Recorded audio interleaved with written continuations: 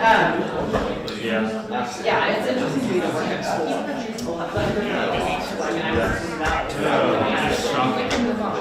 was just so struck by it. So I went to college and so yeah, so in Indiana and grad school. Was told of my side. I went to Valparaiso in Indiana.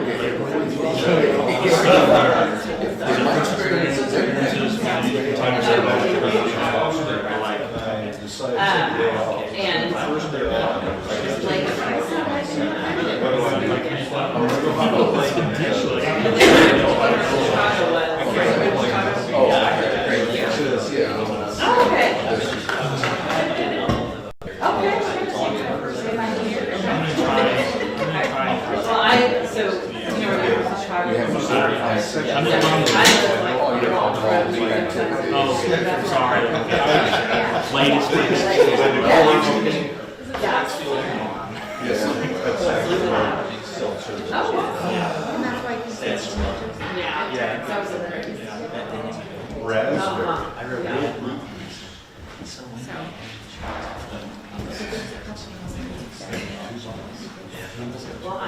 Oh, this one was almost fixed. I walked over here.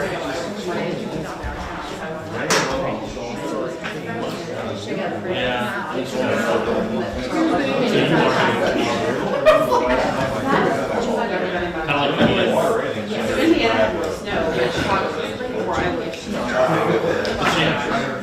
But I love the change season. Sorry. I think it's just a change.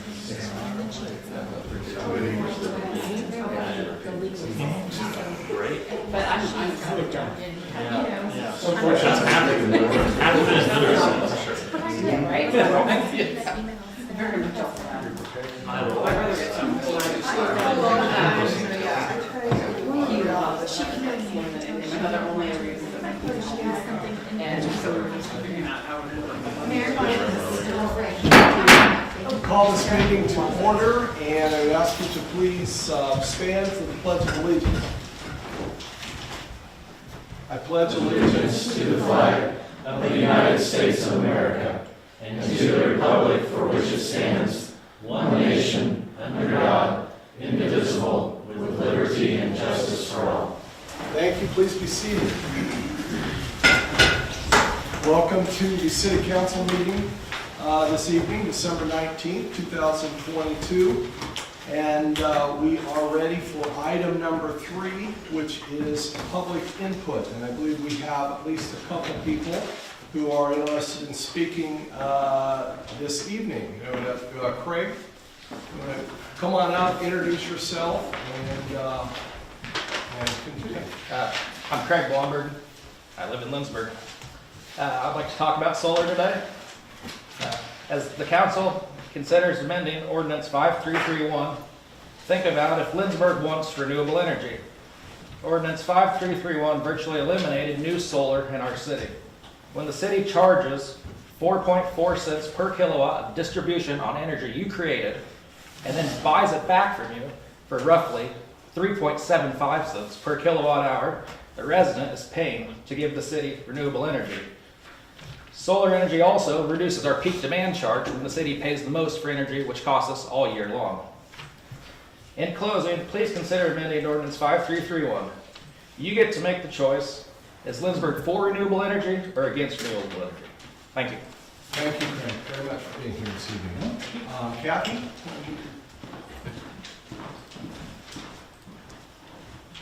Come on up and introduce yourself, please, and continue. I'm Kathy England, and I too am going to talk about solar. I feel like mine is a little bit long, but I wrote it down so that I will just go right through it here. I would like to speak to the ordinance being discussed tonight that will impact residential solar customers. Thank you for considering this change. When we built our new house, our sole intent was to be environmentally responsible, and this included our solar electric system. It was built to power our house and was approved and permitted by the city.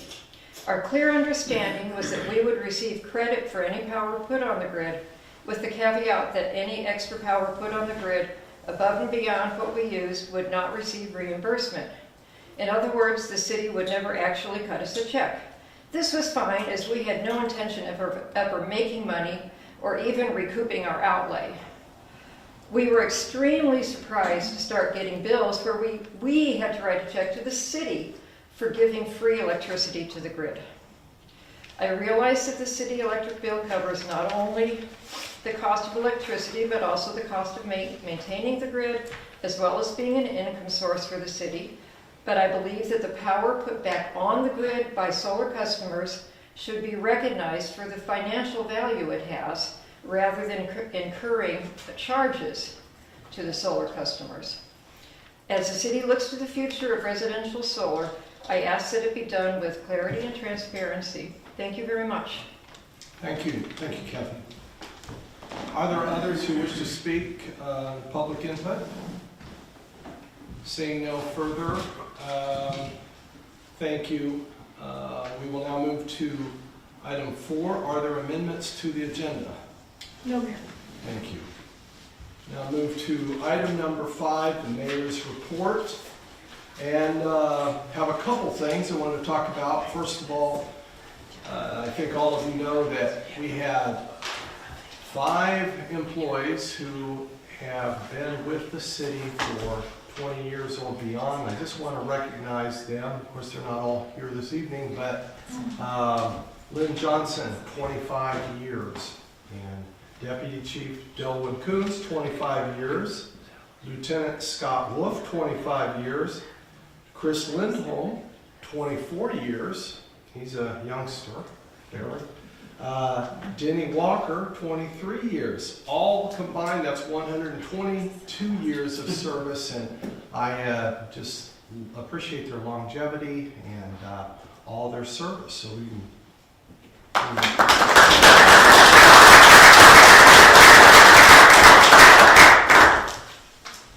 Thank you. And the second item is something that was not unexpected, but something that still is startling, and that is that we have about 2 weeks left with our assistant administrator. Lucas Neese is leaving us, and December the 30th will be his last day here. So this will be his last meeting with us, and we're going to, in an effort to keep him working, he'll, I think, be participating in the parallel generation discussion, so he doesn't get a free ride on this particular evening. But Lucas, as you all know, has been intimately involved in our community. A lot of what he has involved himself in is the parallel generation, all the electrical issues, and we appreciate that. By far, though, I'm going to guess that history will remember him as the person who organized, conceived, fundraised, planned, helped construct our state-of-the-art $3.5 million child care facility. And I was out there just a couple days ago, and you can't help but admire that. It's unbelievable. Went from an empty field to a beautiful facility in that length of time, and Lucas has skills that we're going to miss, and skills that were involved in building that facility that is just phenomenal. I think there's a lot of people, or there's few people that are able to do that. So Lucas, we thank you very much on behalf of the city and all that you've done. We wish you the best. He's relocating in the Kansas City area, and I know that he will be of great benefit to a community there. So in any case, let's thank Lucas.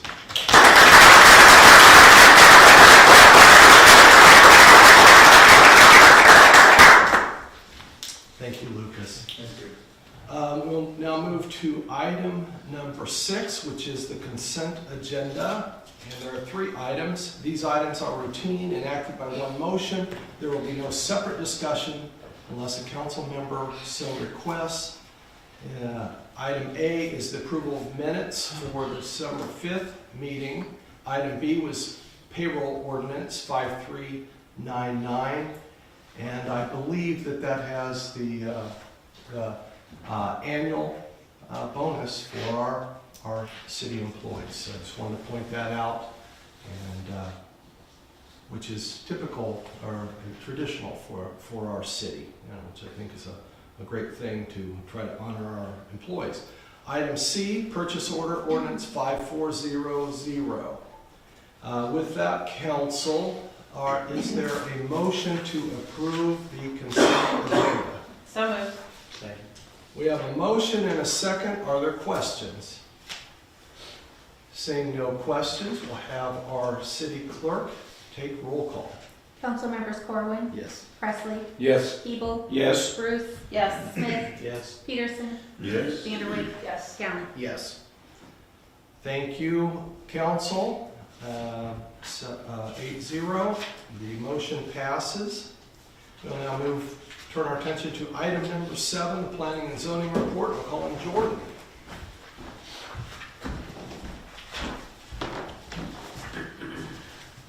Good evening, Mayor. Good evening, Council. The Planning Commission special meeting was held on Tuesday, December 12th, to discuss an application for rezone at 347 North Kansas Avenue. There were 9 members of the public in attendance and 7 contributed to public input. A vibrant discussion from the board resulted in a motion to deny the application for rezone. The motion was passed 5-2. The next Planning Commission meeting will be held on January 24th, 2022 at 6 p.m. at City Hall. This is the regularly scheduled Planning Commission meeting that occurs every 4th Tuesday of the month, except for this month because we have the special meeting. A first draft of the downtown appearance guidelines will be presented to the Commission for comment and discussion. The draft will also be sent to those downtown residents, business owners and operators, and/or property owners who have expressed interest in receiving the drafts throughout the process of developing the new downtown appearance guidelines. If, and I'm speaking to anybody who is a downtown resident, business owner, operator, or property owner, or any other resident in the city, if you did not complete the first survey but would still like to be involved in this process, please contact Lindsborg Community Development at lindsborgcd@lindsborgcity.org. That is the Lindsborg Community Development email. Questions for Jordan? Councilmember? And maybe it's in here, but I missed it, but the P&Z's decision on, at their last meeting to deny, what were they denying and why did they decide to deny that request? Sure, so it was a pretty standard application for rezone. The application just again was 347 North Kansas Avenue. The current zoning of that property is residential 2 with a manufactured home overlay. So that currently means that you could build a duplex or a townhome, or you could put manufactured homes or mobile homes on that lot. The property owner who applied to rezone was applying to rezone it from R2 MH to residential 3 to accommodate a 4-plex on that lot. After hearing feedback from the surrounding neighbors and also just deliberating some of the pros and cons of changing single tracts and parcels within sort of a zoning segment, the Planning Commission decided that in this case they didn't feel it was appropriate, and so they denied it. Thank you. Further questions? Seeing no further questions, thank you, Jordan. Council, we will now turn our attention to item 8, which is first readings. This is, if you will recall, it's kind of a different way of doing our study sessions. So we will look at 2 items this evening, and item A is the employee handbook revisions, and I will call on our administrator, Kristen Northcutt. Thank you, Mayor. Each year, the administration takes the opportunity to review the employee handbook that all employees agree to and sign off on when they become an employee of the city. And the most recent version of the handbook was created in 2019, and amendments have been made in 2020 and 2021. So this year, we review the handbook again for just any kind of cursory changes that need to be made, any changes to wording. We did not make any major changes. We do plan for a full 5-year review. That would take place next year with implementation in 2024 at that 5-year mark. But before you this evening are some changes that we recommend in conjunction with HR Partners, who advises us on some HR issues. So in your memo, you see these outlined, and you also had a full version of the handbook with all of the red line changes in your packet. And the changes as outlined that staff is presenting to you this evening includes the holidays. We would be exchanging Good Friday for Martin Luther King Jr. Day. And we would be adding a floating holiday, which could then be used for Good Friday or for any other day.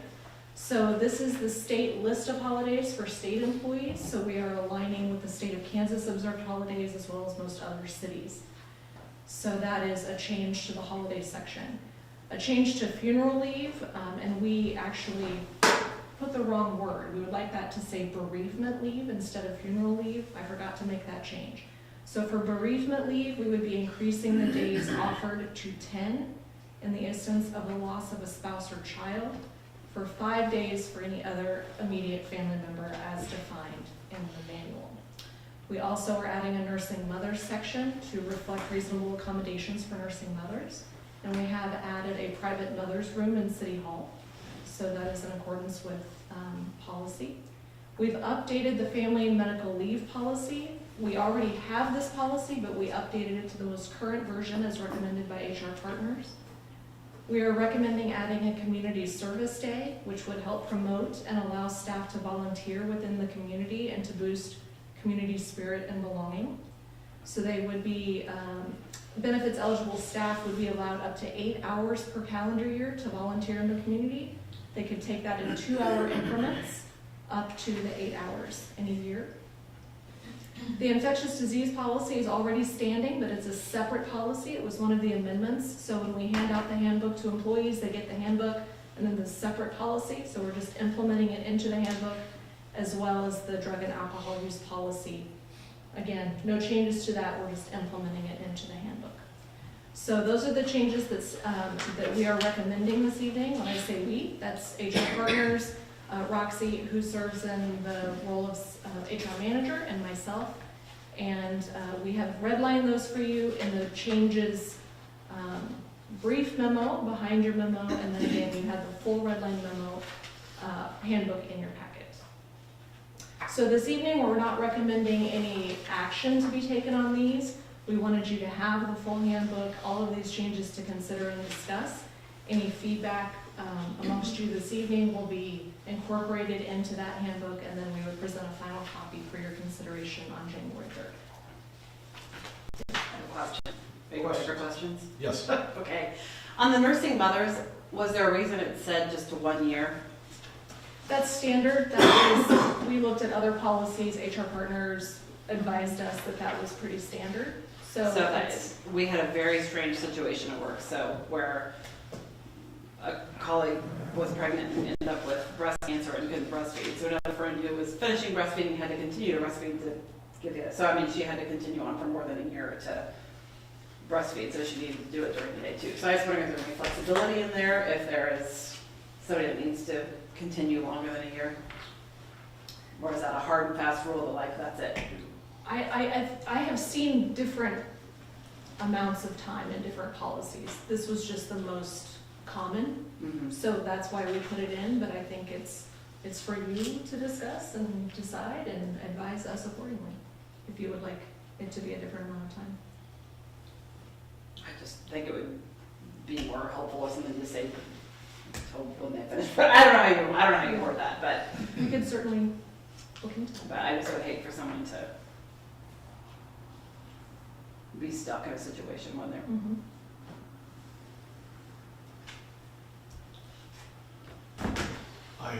I think that's a good point, but I think also, I mean, we realistically, we are a small town. I think we're going to make, look at any special circumstances and make allowances on virtually anything. So nevertheless, I think it's a good reminder of that it's hard to even foresee all the things that could For sure. And I probably wouldn't have thought about it if we hadn't had that situation at work, so. But, so basically, you're encouraging some flexibility should unusual circumstances come up. Or, I mean, I don't know how to word that, but. Yeah, well, and I don't, But I agree. I've never breastfed, so I don't know if, I'm assuming after a year you breastfeed less than you would at the beginning, so you may not need to pump during the day, but I'm just saying if there's, it just seems like a strange thing to just say that's it, after a year you're done, when it's not a black and white issue usually, so. So we were seeking discussion. Discussion On on, all yes, these yes, issues? question on the entire. The first read is the, the Right. one question I have is Good Friday. And I like the idea that Good Friday was a holiday, and then years of having that experience, and you lose it. And I don't mind adding the Martin Luther King Day, but couldn't we just keep Good Friday too? They added the floating holiday, or they have the floating holiday, right, where they can But put then that in for. the floating holiday can be used for something else, right? So why would we lose Good Friday? What's the purpose of losing Good Friday as a holiday to the staff? Or the reasoning behind it? I looked at it as more of like a religious type situation where it's like, oh, okay, well, if somebody doesn't have that specific religion, now they can use the floating day So for why- theirs, So or they can use it for Good Friday if they just still want Good Friday. I guess I kind of looked at the Martin Luther King thing as separate from it. the thought would be if you line through Christmas Eve or Christmas, a religious holiday, right? Right. And different people have different To a religions. degree, yeah. So my thought is, I was an employee that really enjoyed having Good Friday off. Now I don't have it off anymore, unless I use my floating holiday to go in there. So my thought would be, why don't we just keep it? It'd be one extra, it'd be a benefit. People would think, oh, Lindsborg is supporting one extra holiday than what the state recommends. Just a thought. Yeah, and thank you for that. And I think that, and I was not heavily involved in the document, but I know that when that was brought to my attention, Good Friday, you bring a very valid point, and I think that can be discussed. That's the point of this first reading. But Good Friday has meant something different in the city of Lindsborg in respect to Bethany College and the Good Friday at Presser Hall, and you have St. Matthew. So I think that is something to consider. We are, is there room to be an individual as a town and say this has been something that has been with us since the 1920s, I think. So anyway, but thank you for that. One other point is that our town has tackle, the Associated Churches of Lindsborg, which I would imagine all of the churches involved in tackle are also Good Friday observers. That's a big portion of our church, of our town related to the churches associated. So just putting it out there. I would like to say if we keep Good Friday, can we mandate then that employees go to Bach on Friday night? Yeah. That would be amazing. Because that would be, we would love to have people in the audience when we sing it, so. Bach, well, do their Easter Sunday too, or Easter afternoon. Mayor, just my question was, I got the idea from this list that Good Friday is not recognized as a state observed holiday, Kansas observed holiday. Is that correct? I believe that's correct. Okay. So we're bringing this in line with the holidays that's observed by the state of Kansas officially. And Good Friday has really been something that we've provided specific to Lindsborg and what the mayor just spoke to. And in some respects too, then I think it mitigates also the religious context for Christmas Eve, Christmas Day, et cetera, because it's a state-approved holiday. And those are state-approved holidays. And I like, and I appreciate the floating holiday being added back, being offered there, but I think it makes sense that we're in line with the state. Councilor? On that subject then, so the state also has a floating holiday? Yes. if we as a city kept Good Friday, we wouldn't be out of line with the state. We would just have an additional holiday. We just have additional, but, you know. Yeah. I- And I don't think employees would complain. Taxpayer money. Well, they just got an extra holiday, so.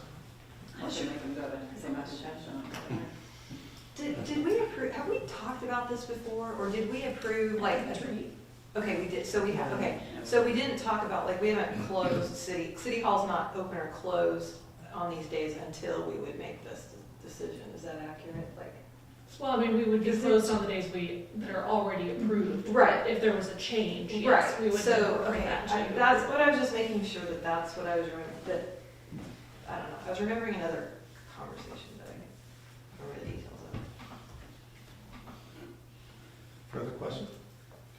Yeah, I just kind of look at this, not just specifically your proposal, but the entire benefit package and how competitive we are in our own community and with surrounding communities and other employers. I'm trying to grasp these, expanding the holidays by a day, 10% increase there. The significant increase in bereavement leave that's being proposed.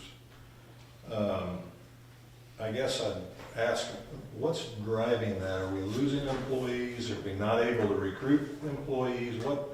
What is the motivation behind expanding the package this much? I guess my question.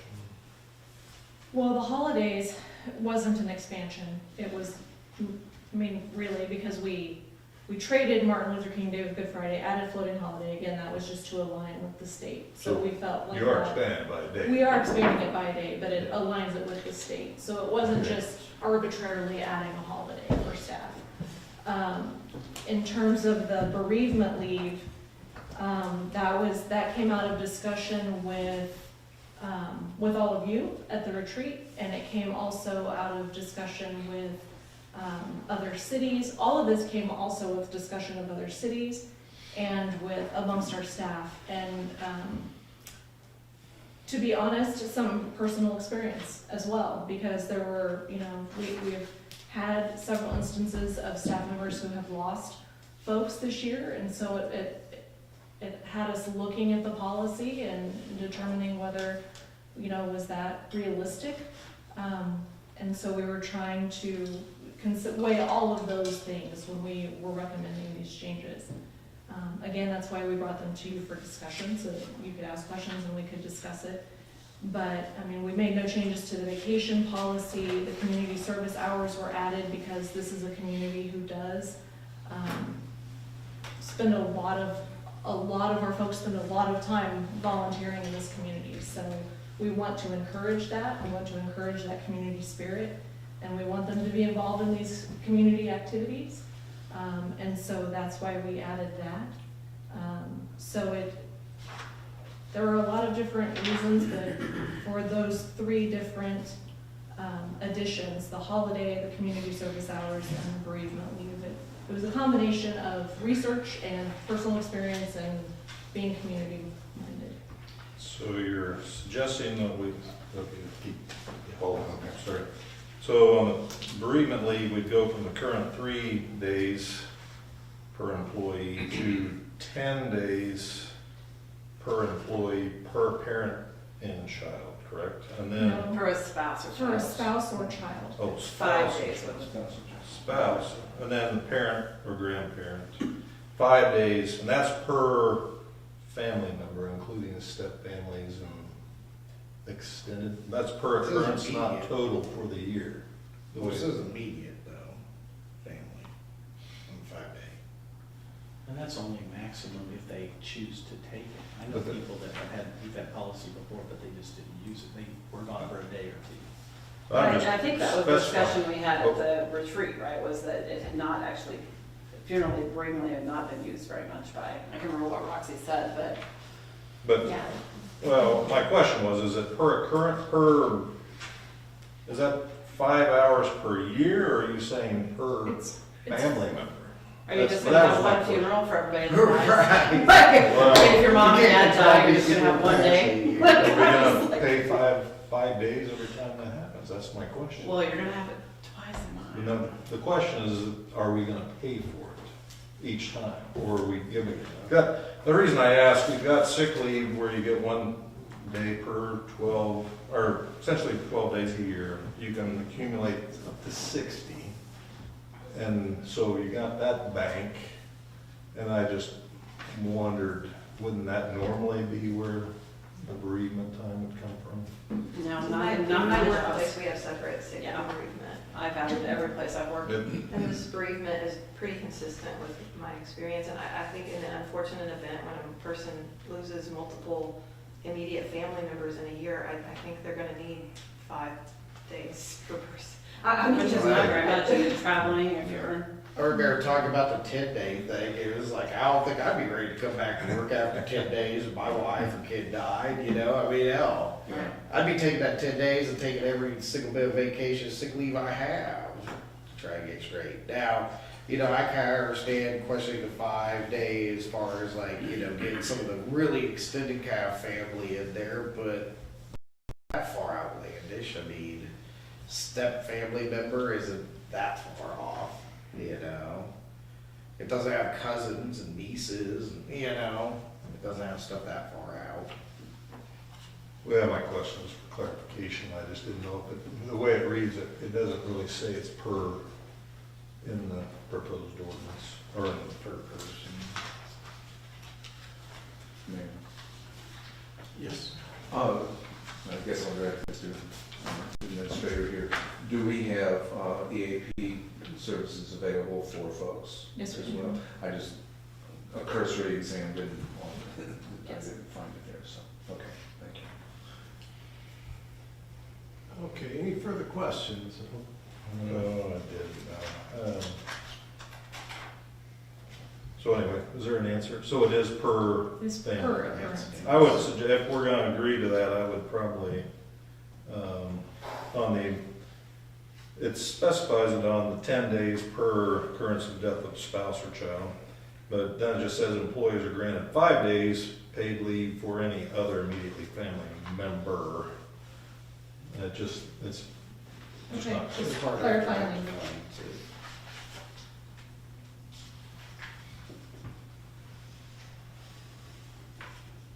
Says for this policy, immediate family member is defined as parent, sibling, grandparent, grandchild, step family member, in-law, legally adopted relationships in this group. Let's see what else. I think basically you just need per occurrence in the second sentence, Yeah. like it is in the first line.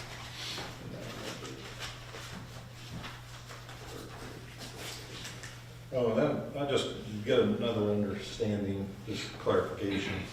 So on the vacation time, after 1 year, you get 12 days per year, 15 days for 6 to 10, 18 days beyond that. But then you can accumulate those. And the thing I didn't understand reading this was, it said, I think you can only take the amount of days that you've accumulated. Does that mean you can accumulate up to, let's say, 17 and a half days, well, let's say 15 days, make an easy number, 1 through 5 years. So you can accumulate up to 15 days in a year.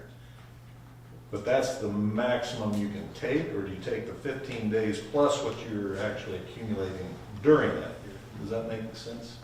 My question? I wasn't. So in other words, do our employees get 15 days, or do they get 15, potentially 15 plus the 12 that they're accumulating during that current year? What do you mean 15 or 12? So they can, that middle column, the maximum annual accrual, is what they can accrue in a calendar year. Yes. That third column is what they can max out at. So if they don't use all of their vacation days, they can max out at those, and they can, that third column is also how much they can take each calendar In a year. year. So in other words, you can accumulate in a year 12 days. If you Correct. don't use it, you can roll over 3 of those days Correct. into, and so that answers my question. So you can take, they'll get 15 days total. It's not 15 plus Correct. what they're earning that No. year. They max out at that 15. Okay. That clears that up. Thank you. Further questions? Okay, seeing no further questions, I think we'll move on since this is first reading. So, council, we'll turn our attention to item B, which is parallel generation, electric rates revision. And again, I'll call on our administrator, Christine Norcutt. Thank you. I will be presenting this evening, but I have a very knowledgeable team of experts alongside of me. So Chris Lindholm, our Public Works Director, Lucas Neese, Assistant City Administrator, and David Hay, Finance Manager, will also be available for questions and discussion. So I'm going to just give a little bit of backstory. All of this is in your memo, but on November 15th of last year, City Council adopted ordinance number 5331, which was adopting the interconnection standards for installation and parallel operation of customer-owned renewable electric generation facilities. So essentially, parallel generation is how we refer to that. Prior to that, customers purchased and installed renewable generation under net metering. That same night, Council adopted ordinance number 5332, which amended the user charge system and the electric rates to reflect 3 customer classes. Prior to that, there were only 2 blended classes.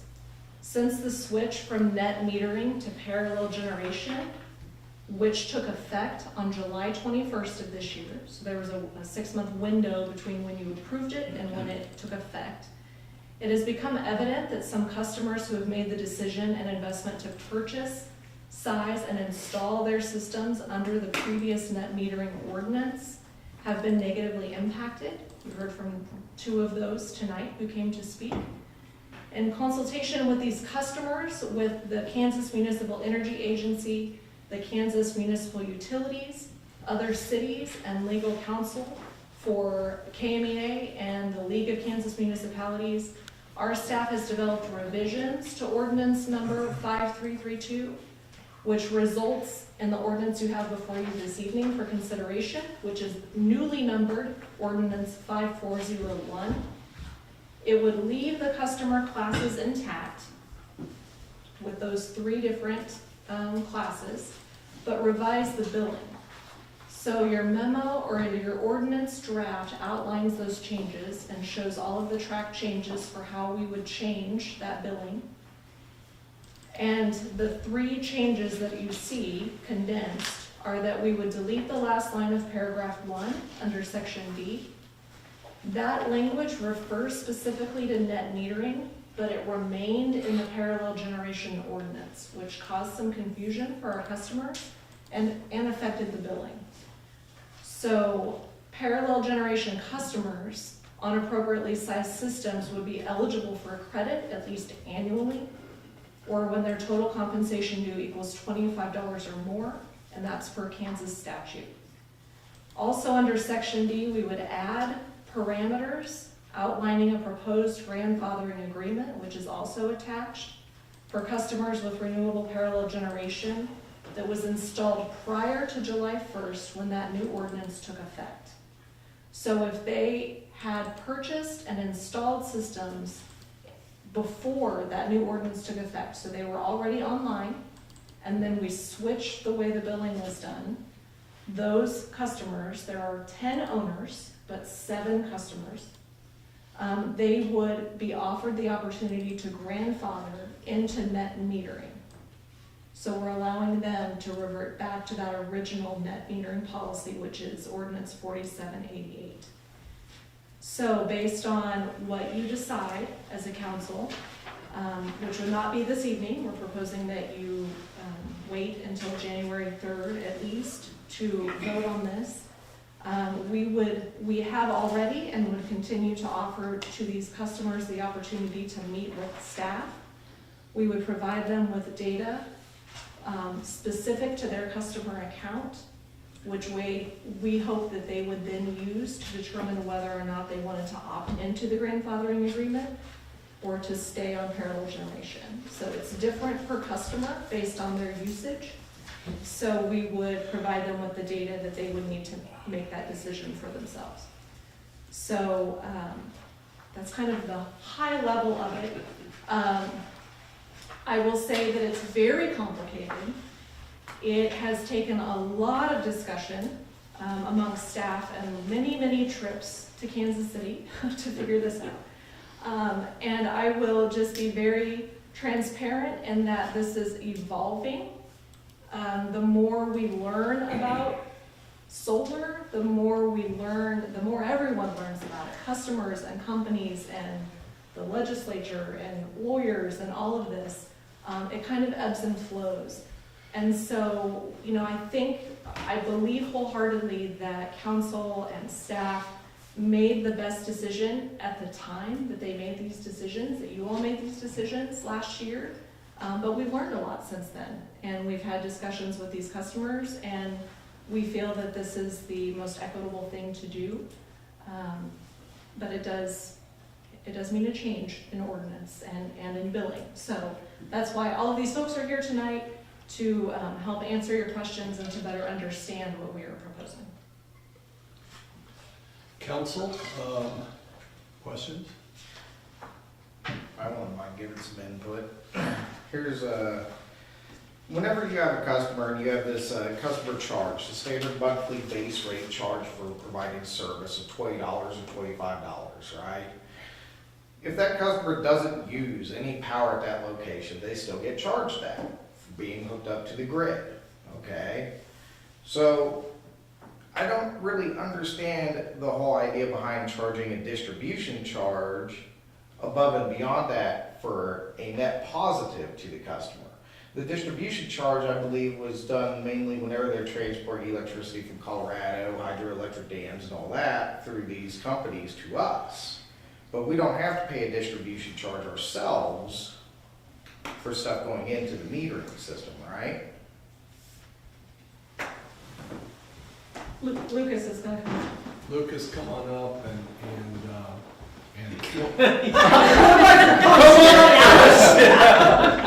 Get back. If I may. Yes. What we were trying to achieve there is, so there's 1,764 customers, residents and business in the city. And so the goal of the ordinance that was adopted last November was to make sure that we are able to provide reliable, affordable electricity to all 1,764 customers.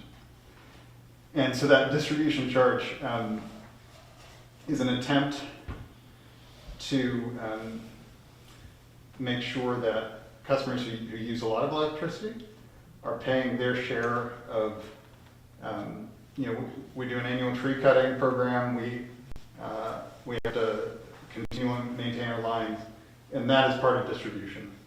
In addition to, obviously, paying distribution from WAPA or whatever else from outside the city, but we have distribution costs inside the city as well. So you're adding that in there. But if somebody has a meter and they have their own solar generation and they have battery power and they just have that box turned off, they pay $20 a month for having distribution to their door if they decide they needed it. Mm-hmm.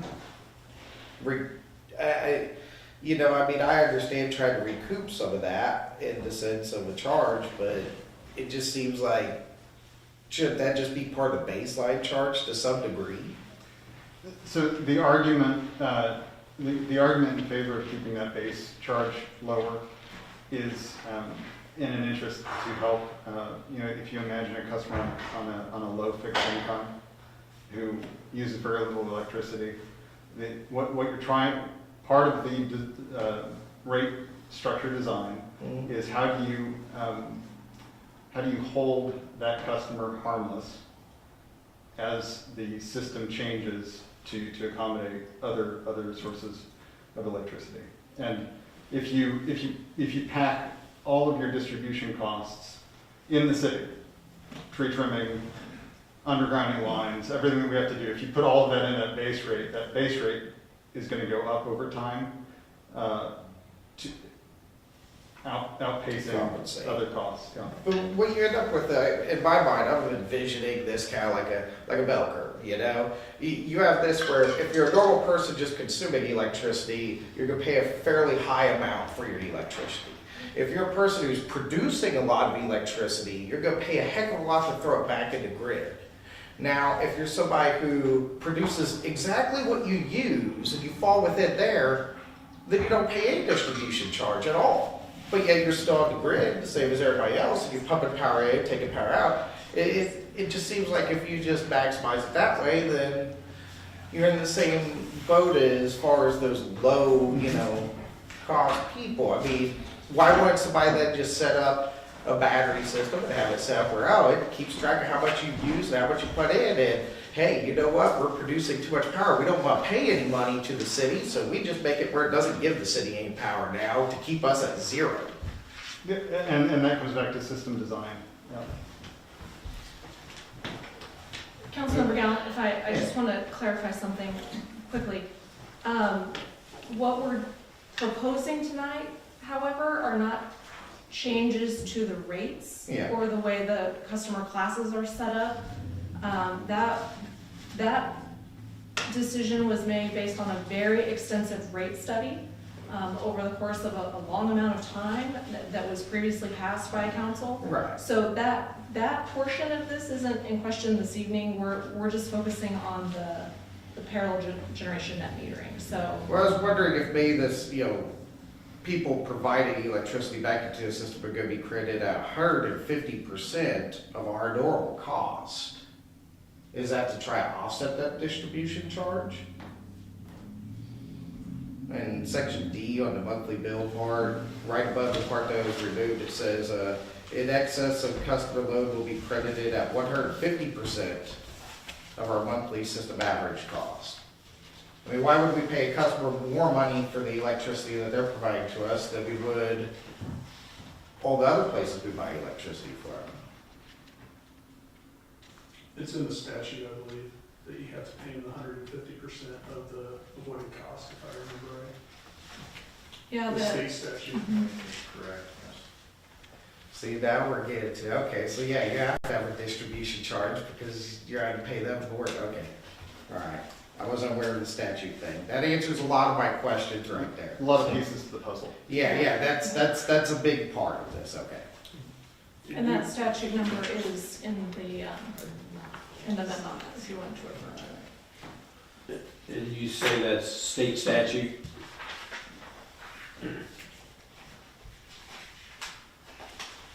Okay, Councilmember Peterson? Just from the 30,000 foot level, and we have, so let's say we have residents that are interested in adding solar to their house. How could they figure all this out? I mean, mainly, you say the goal is to design the right size. How are they gonna know what the right size is? And then once they get it in, then they find, it may be only after they have it installed that they learn that, oh my, this is gonna end up costing me money. So I'm curious as to how we expect the consumer to figure this out. That is a lot of communication with our staff, with Chris, with David, and figuring out what their average use is and how they consume the energy, and then Chris works with them to determine, and the companies to determine. A lot of work is done through the data based on the numbers that we provide to them, and they come up with the correct size at that time. But isn't our concern that these companies are over-designing and they're making them too big? So how can we rely on them for that if that's been, I'm confused. It's easy to do. On an existing structure, an existing customer, it should be pretty easy to get to an appropriately sized system. It's on a new build home where you are depending on a design engineer to try to put together what makes sense. And you know that if it's the solar company, they have their own incentives, obviously, but you're also making a lot of assumptions. Okay, there's a hot tub in this home. We're going to assume that they use it a lot, and it turns out that they use it once a year, and that's gonna. So it is very difficult on a new build. a piece of the puzzle. I just find it interesting that we got some branches of government subsidizing the purchase of these things. Then you have other sections of government wanting to take it back if you use it too much. And I'm having a hard time grasping this whole concept. Well, it seems counterintuitive, because I mean, if it's based off of a yearly thing, like if you got towards your end of the year, you're like, oh crap, I produced 87 kilowatt hours too much for money. Well, let's just turn the infrared heater on outside and let it run all month, dump your power so your bill zeroes out. Because then you're gonna last. By wasting energy. But am I misunderstanding this? Because we have the federal and state government subsidizing it. And then we have our own utilities, so we're wanting to charge it. So we're kind of, are we just getting our little piece of the subsidy, or? Well, I guess what I don't understand, I mean, and I'm gonna go off from there because we can't change the federal and state subsidies, but like, I very much understand the concept of everyone needing to pay their fair share of the overhead, because whether you use that power 100% day in and day out, or you just need it in an emergency, that capability comes at a price, and everyone should have to pay that equally for the ability to hook up to the network. So I guess, unfortunately, even though that's not what's on the table tonight, I guess it seems to me like we should have our base rate be reflective of that.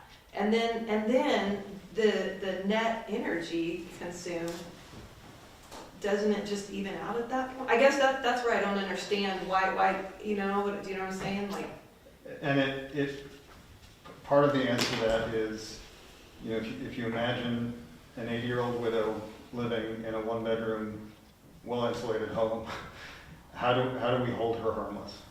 Is part of the question when you're setting rates, is how do you hold somebody like that harmless? well, I guess I don't want to hurt the old lady, but I don't have a sense. I can't understand what are we talking about her? I mean, are we talking it's going to double? It's going to triple? It's going to be $5? I mean, like don't have.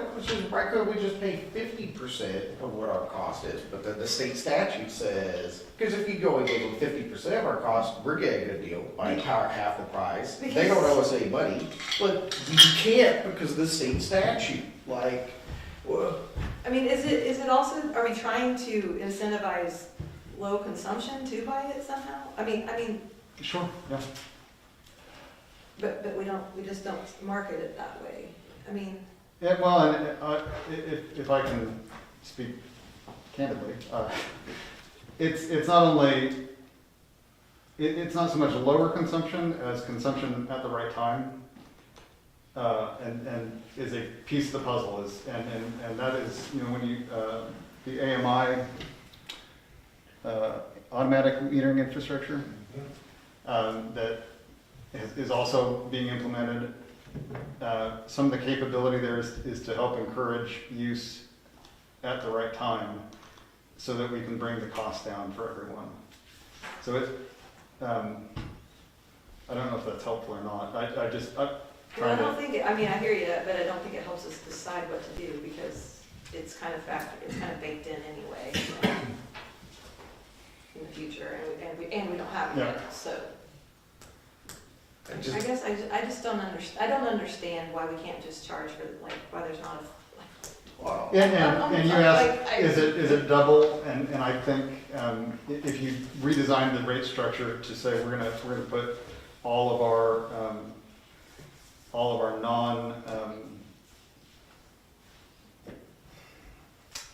of our costs that have to do with distribution, if you put those all into your base charge, you are talking about a multiplier effect, not a percent increase, but a multiplication effect. Okay, so then maybe this gets down to, I know it's super complicated and it took all these trips to Kansas City, but I think we have to be able to understand what about how it was set up before was making it disproportionately bad for the solar customers, because it's not clear to me yet. I can't grasp it yet.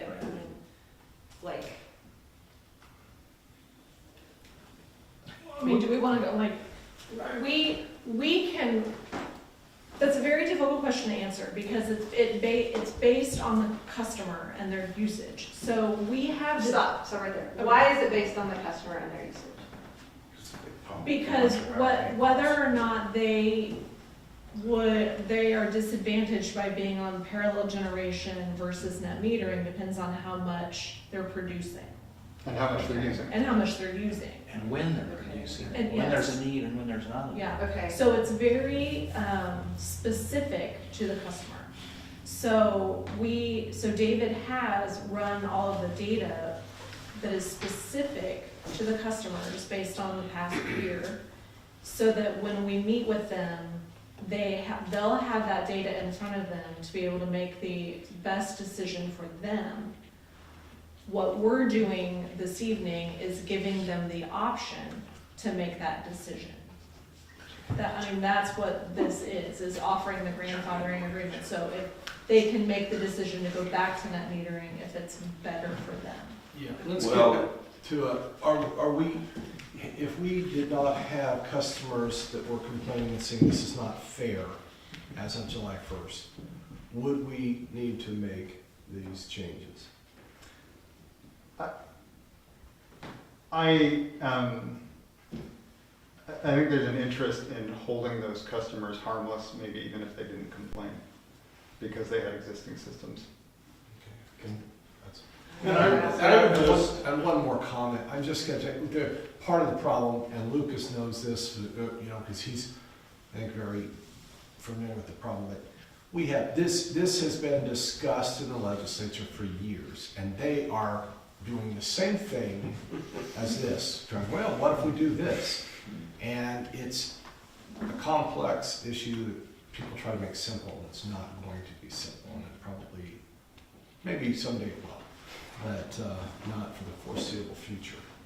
So anyway, that doesn't help, but that's why we're here. To go back to Rebecca's question, what it used to be versus what it is. So the net metering, basically their cost was $20 if they produced more than they received. Okay. So they were disproportionately paying, still having the availability to be able to pull if need be, while the other person is potentially paying for part of that service because they're using the energy. Because we would have to increase the cost of those services in order to make sure that the system continued to be whole. Because if this solar customer continued to pay just the $20, then they would not be paying for their portion of the system. And that's why the parallel generation gets back to that more even. You talked a little bit about, what would the cost be? And I know we were talking to a couple people, and $65 is what rings a bell to me as far as what we would have to charge. Now, I don't know that hard and fast, but We have to do a $65. whole rate study. That was not the way that our rate study was done, but it is a multiple effect. So basically, it's just trying to even out that cost between the person that still has the ability to be able to pull from the system if needed during Winter Storm Uri, different storms that we have coming up, different things like that, versus just being at that $20. But when they pull from it, they're gonna pay the increased, they're gonna have the distribution fee in it, no? Right? Like, that multiplier is gonna be in there, the distribution charge? Yes. In the past, they paid whatever energy they used, yes. But And that would have included the distribution multiplier? correct, because it was not separated out before. It was all just one charge. Your electricity cost you 0.09 whatever cents per kilowatt hour, and now it's just separated out into a distribution and an energy charge. And so basically what you're saying is if they only pay the multiplier on the amount that they use, it's really not factoring in the full cost of it for all the times when they don't really use it. Correct. But wait a second, now, for them to be 20, that means they have to be contributing more than they're using. So if they were giving an extra kilowatt hour a day, every day of the year in contribution, we get something from that. We're billing someone else for that power that they gave us, right? It then just disappear. But the difficulty is trying to assign the cost of, if I have solar on my house or on my business, assigning the cost of distributing the energy from that house to the other customers in the grid is what parallel generation is trying to do. Along with, we also don't know if you're going to generate that extra kilowatt, and so a lot of our energy is prepaid for a certain amount, and then we do have variable. And so, as you said, you know, it may be one of those that they're not generating at a time that we need that excess. And so then we're double paying, basically. We're paying 150% to the customer for the solar and also for what we've already purchased. About 80% of our portfolio, I would say, is pre-purchased. To shift off of this back to the grandfathering, would it be that we would grandfather indefinitely, or for 5 years, or when the name changes, it goes away? That's all outlined. in- Okay. Yeah, it's all outlined in the agreement, what would, Good. Councilman Pierce? Okay, back to the top, high level here. Once the sausage is made, the sausage is produced, will people want to purchase solar panels in Lindsborg? Is there gonna be an incentive to do that?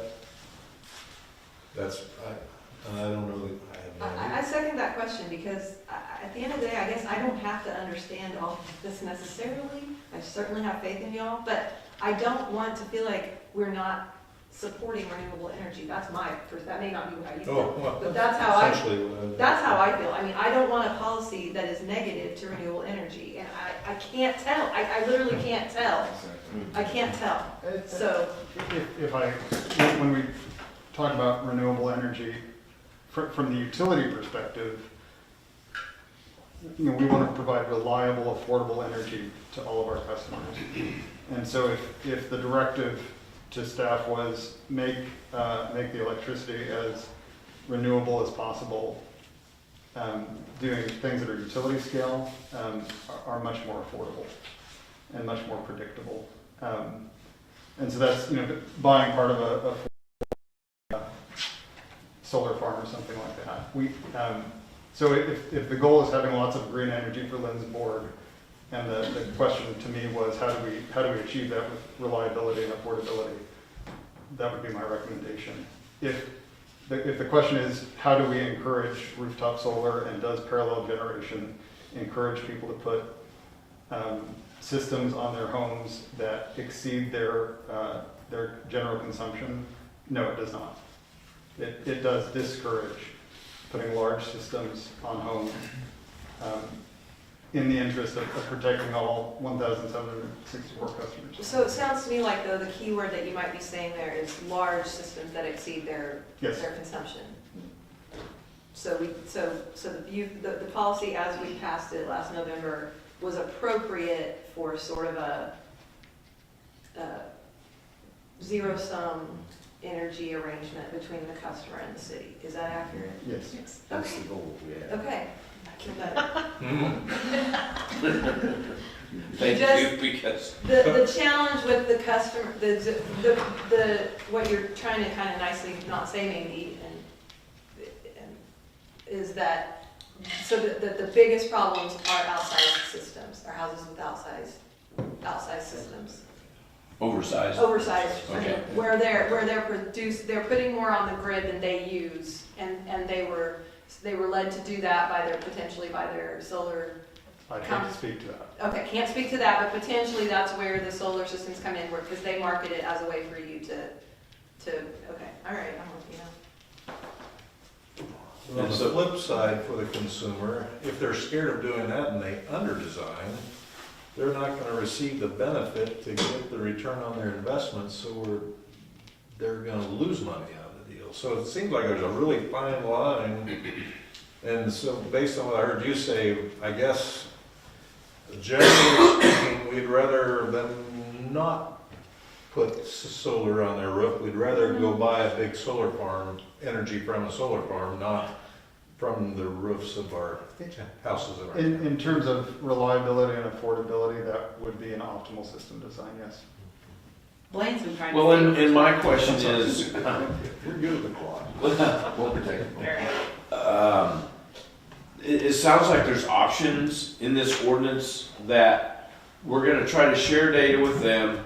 They're gonna be able to select between 1 of 3 plans, is that? No, so yeah, it would be one of 2 plans. So, and again, it's just these customers who had already Right. sized and purchased and installed their systems before this went into effect.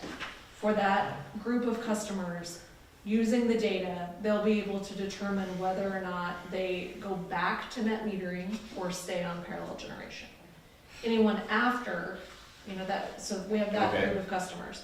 Any new customers would still fall under the current ordinance of parallel generation until such time that, a new statute was made at the state level or something. But that is the current statute that the current ordinance that we are operating under. So it would just be for this group of customers.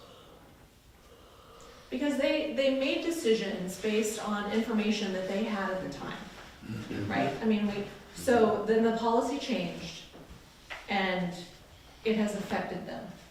And so because they made their decisions on an ordinance that was already in effect and then it changed, this gives them the opportunity to do what they believe was best, based on their decision at the time. And based on what we think we know about their analytics and their study, are they going to be able to choose something that betters their situation, or are they still punished by the decision they made? The grandfathering clause puts them back in the position of being under the rules that they made their original decision under. So whether that's a good situation or not, I don't know. Okay. It puts them back under the same rules that they made their original decision under. And then moving forward, as we permit new customers, we have this expanded knowledge to where we can say, hey, don't get yourself into this. I assume that's kind of, part of the. We can model for We them, can- what we believe they're built, a range of what their situation would be. And I think, as I understand it, it's probably going to be easier to look at me, for example. I've been in this place for 25 years. We can look at what the average monthly is. You would want to try to model something like this. If you're building a new facility and you don't really have any information to base off of what your energy bills might be, it is going to be difficult. I mean, I'm just... be less predictable. Yeah. I mean, people going forward with the way it is now, there's a lot more options now than there was 10 years ago, 5 years ago. Most people are running hybrid inverters and they can keep track of how much power they're using all year long and dump power if they need to or whatever the heck they want to do, Take an array offline if they need to. So. Well, that's what I'm thinking. If you're producing too much, there's got to be a way to regulate that back. Yeah, just flip off the switch. Can a customer go off grid entirely? In the way that I think you're asking that question, no. That is not permitted in the city of Lindsborg. That's a life and safety issue from the city's perspective. It's a one issue. A life and safety issue?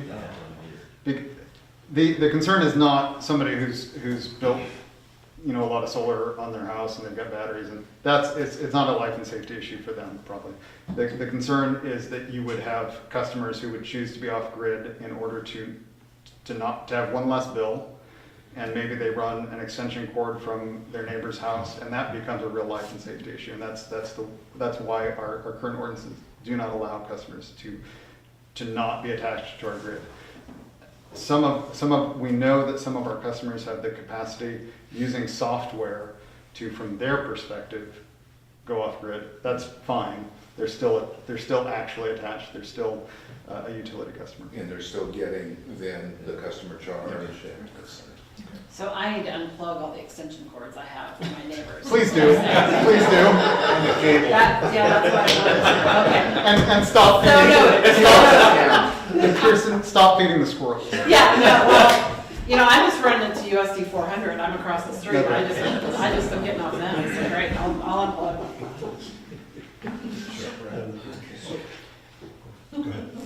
So, the sausage is made by you. Thank you for all your efforts, by the way.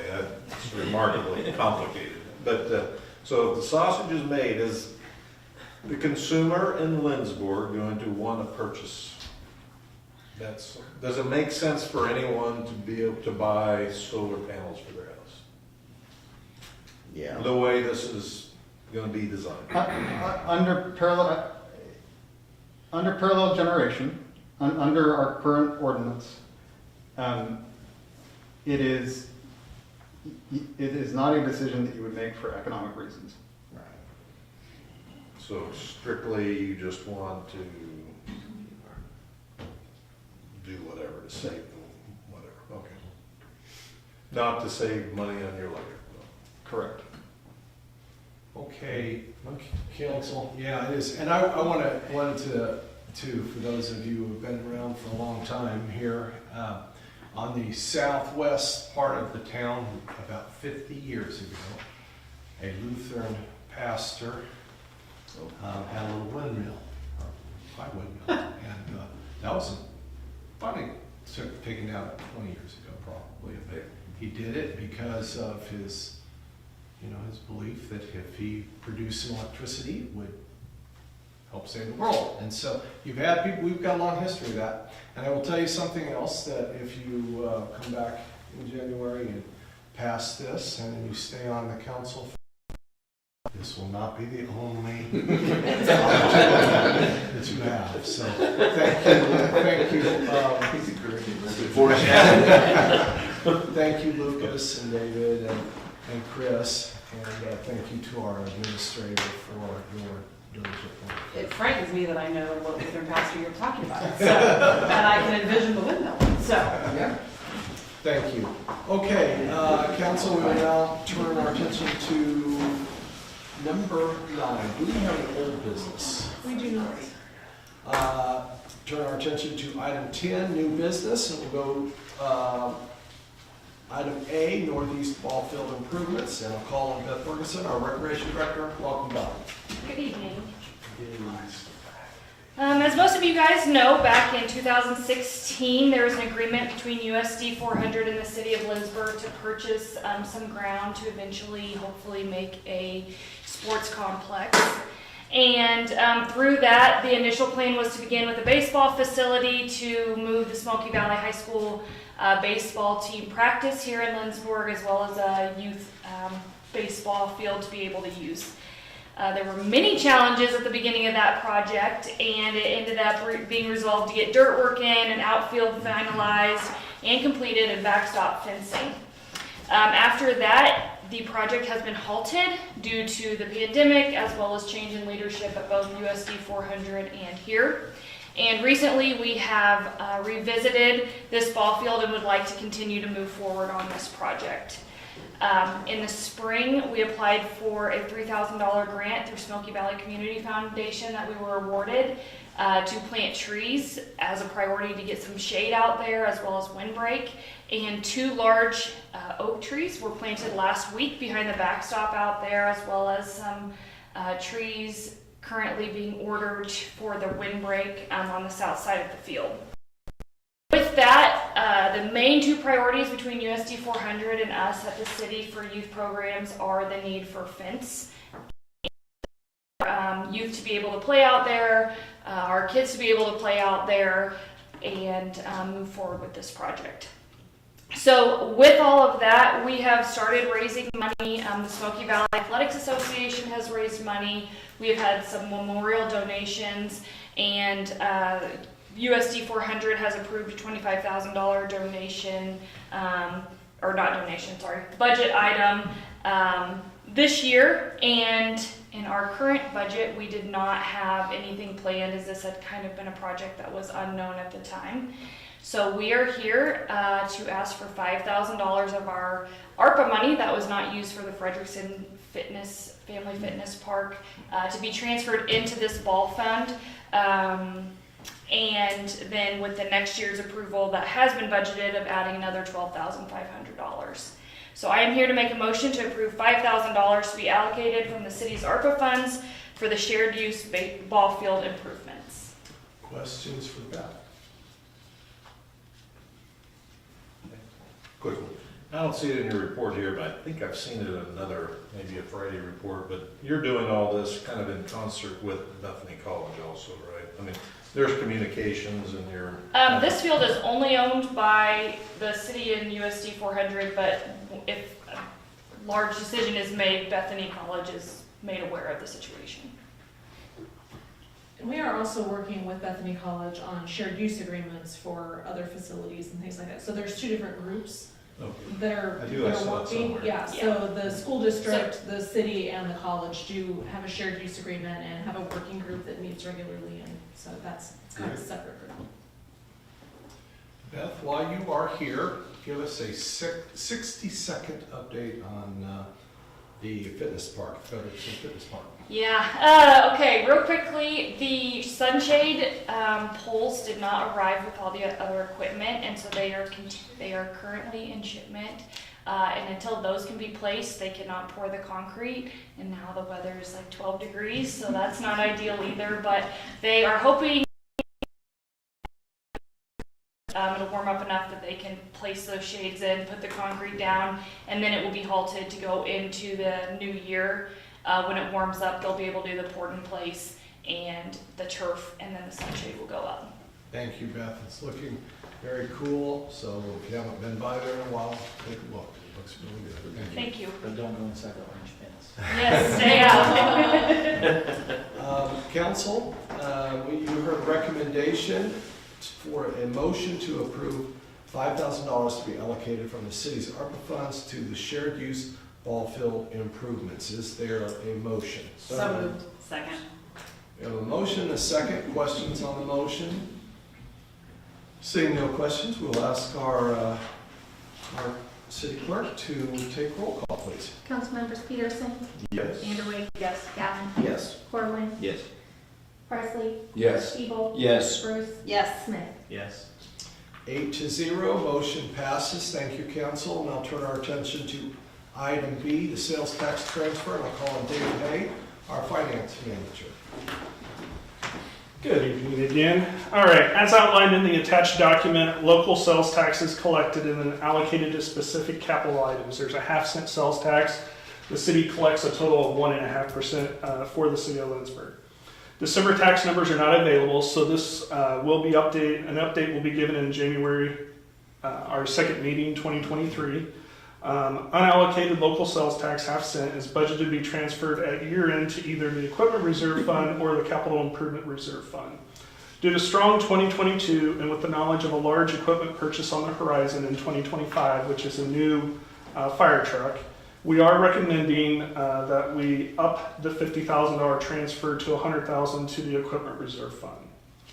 So if you look at the attached document, it does give you the breakout as far as currently the sales tax amount is unknown, but just basing it off of previous history, we're at $237,173.85 of just the 0.5% sales tax. That has far exceeded what we had budgeted, and whether that continues or not, we sure hope so. And so it gives some different capital improvement items that we are asking that tax be applied to, and then again, asking for the $100,000 to be transferred over to the equipment reserve due to the strong year. Questions for David? Seeing no questions, thank you, David. Council, you heard the recommendation for a motion to approve the transfer of $100,000 from the local 1/2 cent sales tax to the equipment reserve fund. Is there a motion? Second. We have a motion and a second. Are there questions on the motion? No questions, but I appreciate the opportunity to be proactive towards a future capital expense. That's great. Thank you. Very true. Very true. Okay, we'll ask the city clerk to call roll, please. Councilmember Smith, Yes. Bruce, Yes. Evil, Yes. Presley, Yes. Corwin, Yes. Galvin, Yes. Vanderway, Yes. Peterson. Yes. Motion passes 8-0. Thank you, council. We now turn our attention to item C, St. Lucia restroom security. And again, I will recognize David Hay, finance manager. Okay, so as you guys are probably aware, there was recent vandalism that occurred at the public restroom. Staff feels that it would be in the best interest of the city to install an electronic door to lock on the public restrooms to deter nighttime activity during which most of the vandalism has been occurring. This would require the installation of a breaker bar by Burgess locks, followed by electronic door lock components, which would be provided and installed by Gateway Wireless. Staff would then be able to preset times when they would be available for public use. The purpose of the breaker bar is so that no one can get locked in the bathrooms, because we definitely don't want to run into one of those situations. So right now it's just a deadbolt, and it would have to be physically locked and unlocked by city staff. And so the breaker bar would again allow exit regardless of whether the lock is locked or not. The other thing with the electronic lock, it would adapt to our current system that we have. It would be no different than what the lock that is installed on the front of City Hall here. So it gives a breakdown. The purchase of the breaker bar is $950, and then the electronic components is $2517 with a total purchase amount of $3,467. Are there questions for David? Councilmember Peterson? I think you answered my question already, but I had no idea what a breaker bar is. Yeah. What is a breaker bar? It's just the push down bar that lets you get through the door. Like on the front door of City Hall. Isn't this one? No, this one doesn't have a breaker bar across. It's the bar that goes across that you just push to go out. It opens the door. It takes the lock and pushes the lock in so that the door can be opened. Further questions? Thank you, David. Yep. Council, you heard the recommendation, a motion to approve the purchase and installation of a breaker bar and electronic lock for the public restrooms in the amount of $3,467. Is there a motion? So moved. Second. There's a motion and a second. Questions on the motion? Seeing no questions, we'll ask the city clerk to call roll, please. Councilmembers Presley, Yes. Corwin, Yes. Peterson, Yes? Vanderway, Yes. Gallant, Yes. Smith, Yes. Bruce, Yes. Siebel. Yes. 8-0, motion passes. Thank you, council. We'll now turn our attention to item D, CMB license renewal. I'll call on Roxy Sherman, our city clerk. The city has received an application for another CMB on-site and off-site application from Happy Swede. And then on Friday morning, we also received an application from Pizza Hut for their on-premise CMB license. All the applications, again, have been reviewed, background checks completed by the KBI, and their fees have been received. So we are looking for a motion to approve the 2023 CMB applications for on-premise and off-premise for Happy Swede and on-premise for Pizza Hut. Okay, questions? The one question I have is off-site for Happy Swede? Sealed containers to leave. Oh, okay.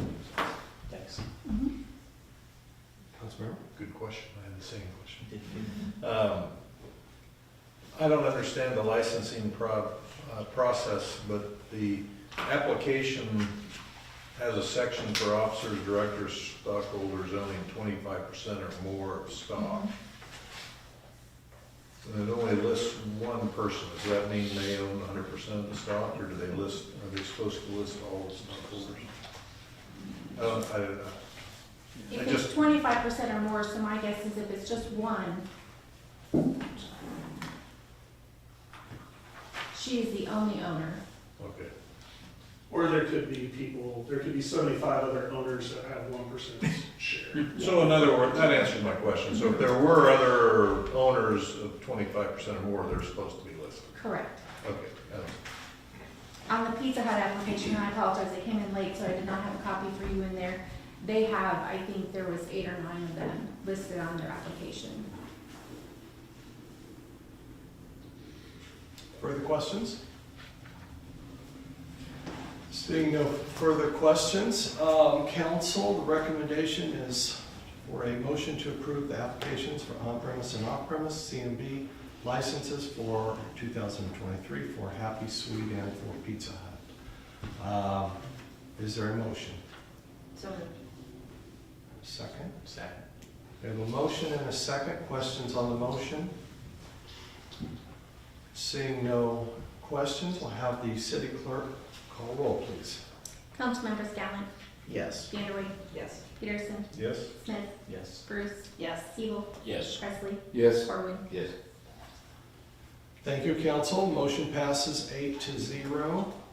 Now turn your attention to item E, City Administrator Employment Agreement. And as you are aware, we have been negotiating with the city administrator, and that there was discussion about with this at in executive session at our last meeting. The contract agreement that we would like to present to the city administrator includes a 2.6% merit-based increase in salary effective as of her anniversary date of December 21st. And she would also be eligible to receive the cost of living adjustment that was approved at the last meeting. And then there was some additional severance package and vacation accrual rate changes as well. The new contract would take effect on January 1st. It would be the calendar year. You'll recall that she started on December 21st in 2021 and is carried her to this point. We'll begin this contract on January 1st and 31st, 2023. So the motion will be to approve the employment agreement between the City of Lindsborg and the City Administrator, Christy Northcutt, as presented. Are there questions? Seeing no questions, the recommendation is for a motion to approve the employment agreement between the City of Lindsborg and City Administrator Christy Northcutt as presented. Is there a motion? So moved. Second. There's a motion and a second. Is there questions on the motion? Seeing no questions, we'll have the city clerk call roll, please. Yes. Bruce, Yes. Smith, Yes. Peterson, Yes. Vanderway, Yes. Gallant, Yes. Presley, Yes. Corwin. Yes. Thank you, council. Motion passes 8-0. And we congratulate our city administrator for the work that she has done so far since she has been here a year. Can you believe that? And we look forward to a lot of good time in the future as she continues to help guide the city. So thank you, Christy, and thank you, council. Thank you very much. Okay, and with that, I don't believe we need an executive session. And we'll look at item number 12. Is there other business that needs to come before us? I just have a question about our next meeting. New Year's Day is on Sunday, so I know I have an observed holiday on Monday, and is that what this city is also doing? Yes, so the meeting would be on Tuesday, January 3rd. Okay, and maybe that's already been announced or No, it's okay. mentioned, so, Great, okay. never hurts to remind you. Okay, Yeah. so, very good, thank you. And then if you were to also approve Martin Luther King Day at your next meeting, then the second meeting would also be on a Tuesday, Okay. because it would be, Uh-huh. Martin Luther King Day would be on Monday. Okay, any further business? Is there a study session before on the 3rd? Yes, I would, thank you, Councilmember, for pointing that out. On the 3rd, there is a scheduled study session.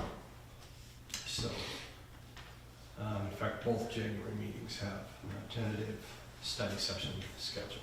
So, okay, Council, thank you for your attention and a pretty speedy meeting considering all the ground we've covered this evening. I appreciate You and I have that. different definitions. And so I would entertain a motion to adjourn. So moved. Second. We have a motion and a second. All in favor, signify by saying aye. Aye. We are adjourned. Thank you. Okay.